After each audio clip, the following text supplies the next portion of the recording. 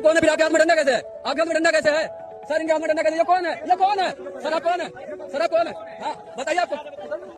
Delhi police बिना batch के आई है, ये बिना बैच की पुलिस है। अब ये बीजेपी के गुंडे हैं कि बिना बैच के हैं, ना कोई नाम, इनका कोई नाम नहीं।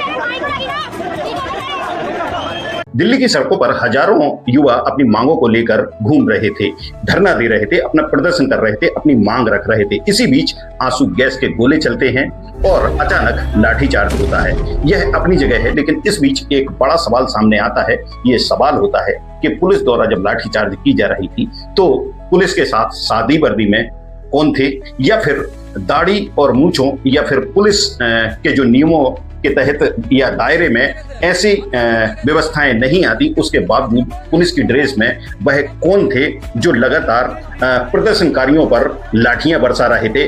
वीडियो वायरल लगातार हो रहे हैं और सवाल भी उठ रहे हैं, लेकिन ना तो दिल्ली पुलिस की तरफ से इसको लेकर कोई बयान आया और ना ही अभी तक इस बात की पुष्टि हो पाई है कि वह जो सादी ड्रेस में थे या फिर दाढ़ी और मूंछों में ड्रेस पहनकर डंडे बरसा रहे थे, वह कौन है। गुंडे भरे थे दिल्ली पुलिस के वर्दी में। कल नेम टैग हटाकर इन्होंने बच्चों को पीटा है। और ये क्या मतलब क्या चल रहा है इस देश में? 12-12 साल के बच्चों को मार रहे हो, आप लोगों को शर्म नहीं आती है? 2026 से काकरोच पार्टी सीजेपी के आंदोलन की शुरुआत होती है।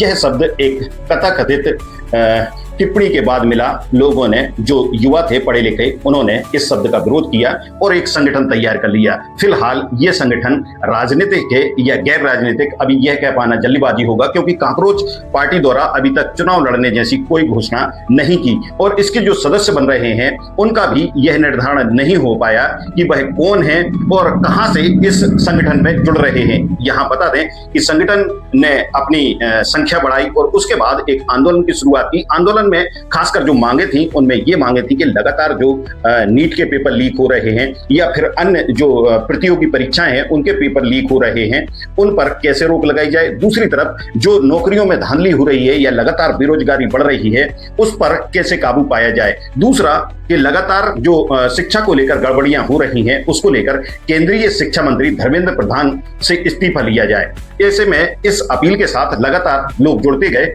और संगठन बड़ा होता गया। शुरुआती दौर में जब इस धरने की शुरुआत हुई दिल्ली के जंतर मंतर पर, तो ये जो आंदोलन है मात्र सोशल मीडिया तक ही सीमित लग रहा था, लेकिन अलग अलग लोगों की इनमें एंट्री होती गई, जिनमें कुछ फिल्मी कलाकार हैं, कुछ राजनीतिक लोग हैं, लेकिन समाज सेवी सोनम वांगचुक की एंट्री होती है तो यह प्रदर्शन और भी गंभीर हो जाता है। सोनम वांगचुक उस धरने में पहुंचते हैं और जो काकरोच पार्टी के फाउंडर मैन है अभिजीत दीपके, उनके साथ धरने पर बैठते हैं और एक वह घोषणा करते हैं कि जब तक वह अनशन नहीं तोड़ेंगे, जब तक उनकी जो मांगे हैं उनको सरकार नहीं मान लेती।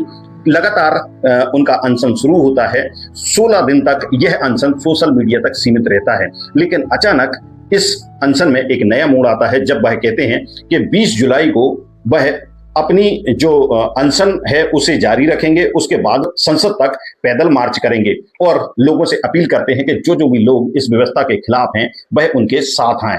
ऐसे में 16 तारीख के बाद 18 तारीख को अचानक स्थल पर दिल्ली पुलिस पहुंचती है, सादी वर्दी में पहुंचती है, उनके साथ कुछ अन्य पुलिसकर्मी भी मौजूद रहते हैं। तुरंत सोनम वांगचुक को वह वहां से उठाते हैं और अपने साथ ले जाते हैं, उन्हें अस्पताल में भर्ती कर देते हैं। हालांकि जो उनकी पत्नी है उनका कहना है कि उनसे कोई अनुमति नहीं ली गई और जो उनके साथ धरना प्रदर्शन कर रहे थे उन कार्यकर्ताओं से भी किसी तरह की कोई अनुमति ली। जब जबरन उन्हें उठाया जाता है और सीधा ले जाकर अस्पताल में भर्ती कर दिया जाता है और किसी से मिलने भी नहीं दिया जाता। यह जब बात पूरे देश में पहुंचती है तो 20 जुलाई को जो जंतर मंतर से लेकर संसद तक का पैदल मार्च था, उसको लेकर युवाओं में आक्रोश बढ़ने लगता है। लगातार तो 20 जुलाई की सुबह होने के साथ ही चाहे ट्रेन हो चाहे बस हो, हजारों की संख्या में युवा वर्ग वहां पर पहुंचने लगता है। और ये प्रदर्शन, इस प्रदर्शन के बीच में यदि दोपहर की बात करें 20 जुलाई की, तो जो सीजेपी के प्रवक्ता होते हैं वह स्वास्थ्य मंत्री से मिलते हैं और यहाँ पर बीजेपी के जो संगठन है उनके सामने अपनी बात रखते हैं। उनकी यही मांग रहती है कि जो लगातार नीट के पेपर लीक हो रहे हैं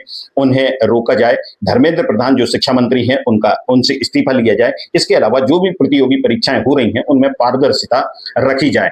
लेकिन ये मांगे अपनी जगह है, इन पर कितना अमल होता है कितना नहीं होता उससे पहले जब ये प्रदर्शन शुरू हो जाता तो शाम तक पता पड़ता है ना तो धर्मेंद्र प्रधान द्वारा कोई इस्तीफा दिया गया और ना ही सरकार की तरफ से कोई पक्ष रखा गया। यही कारण है कि देखते ही देखते यह पूरा जो प्रदर्शन है वह उपद्रव जैसा नजर आने लगता है और कहीं पुलिस पथराव करते हुए नजर आती है तो कभी पुलिस के ऊपर छात्र दौड़ते हुए नजर आते हैं। इस पूरे प्रदर्शन के दौरान पुलिस ने काफी लाठियां भाजी, आंसू गैस के गोले चलाए, लेकिन जब शाम को प्रदर्शन खत्म हो चुका था और पुलिस अपने काम से वापस लौट रही थी तो एक बड़ा अजीब दृश्य देखने को मिला। जब पुलिस लौट रही थी तो जो छात्र प्रदर्शन कर रहे थे वह ताली बजा रहे थे और बोल रहे थे कि आप लोगों ने बहुत मेहनत की है, आप लोगों ने बहुत काम किया है, बस इतना ध्यान रखें कि आपके भी बच्चे हैं और उन्हें भी कहीं परेशान ना होना पड़े, ऐसे में दोबारा से ऐसी गलतियां ना करें और ताली बजाकर उनका उत्साह बढ़ाया। बहुत अच्छा काम किया सर, घर पे जाके बच्चों को बताना पापा ने बहुत अच्छा काम किया है, बच्चों को मार के हंस रहे हो, प्राउड महसूस करना, प्राउड बच्चों को बताना पापा ने।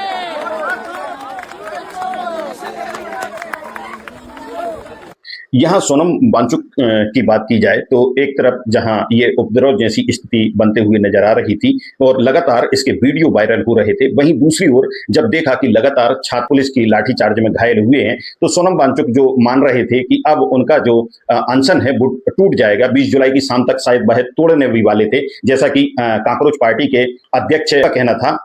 कल सोनम वांगचुक अपना अनशन खत्म करने वाले थे, हमने बहुत मुश्किल से उन्हें कन्विंस करा था। कल उनके अनशन का 23वां दिन था, बड़ी मुश्किल से हमने उनको कन्विंस किया था अपना अनशन तोड़ने के लिए। हमने कहा था सर कल प्लीज़ अपना अनशन तोड़ दीजिए, हम आपकी जान और धोखे में नहीं डाल सकते, your life is too much too valuable for this country. वो कहीं ना कहीं जाकर मान गए थे, लेकिन कल की ब्रूटैलिटी देखकर, पुलिस की ब्रूटैलिटी देखकर सोनम सर ने अपना अनशन जारी रखा है। उन्होंने अनाउंस किया है कि वो अपना अनशन पीछे नहीं लेंगे and this is very serious.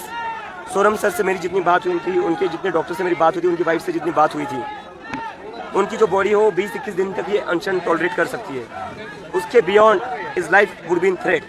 जब तक वो यहाँ पर थे उनका मसल मास लॉस हो रहा था और डॉक्टर्स ने तभी कहा था कि 3-4 दिन बाद इनके ऑर्गन्स भी डैमेज हो सकते हैं। 4 दिन हो चुके सोनम सर को यहाँ से ले जाकर। सोनम सर का कल जो किया है अनशन उन्होंने प्रोलॉन्ग करा है, हम नहीं चाहते थे ऐसा हो।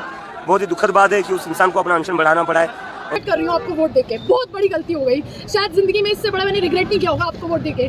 25-30 हो चुके अब तक, 25-30 अब तक 25 छोड़ने का हम लोग पर। हाँ इजीली वहाँ पे लोग आप लोग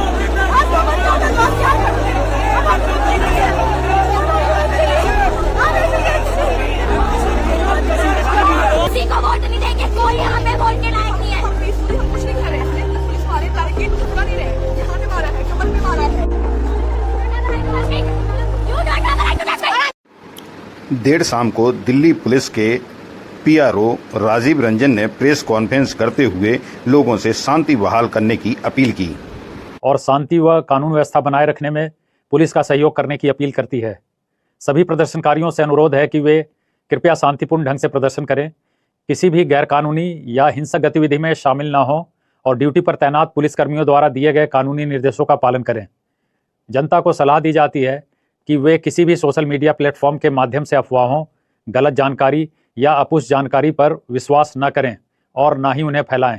लेकिन अब सोनम वांगचुक ने स्पष्ट किया कि वह अपना अनशन चालू रखेंगे, लेकिन यहाँ देखना होगा कि सरकार की तरफ से अभी तक किसी तरह की कोई बात शायद सामने नहीं आ रही है और यहाँ सोनम वांगचुक ने एक बार फिर अपना अनशन जारी करने की बात कही है।